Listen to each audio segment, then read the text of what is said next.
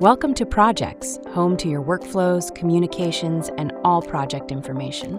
Here you have all you need to create and manage your projects. You'll find your tasks under Tasks. Visualize them in a list column known as Kanban or timeline view, which is also called a Gantt chart view. Organize your work into task lists, use labels for more context, add assignees to clarify ownership and responsibility, and important dates for better capacity and workload management. Break down tasks into subtasks and dependencies. Add time estimates and use the stopwatch to better manage your time, priorities, and workload in general. Set reminders to make sure you stay on schedule.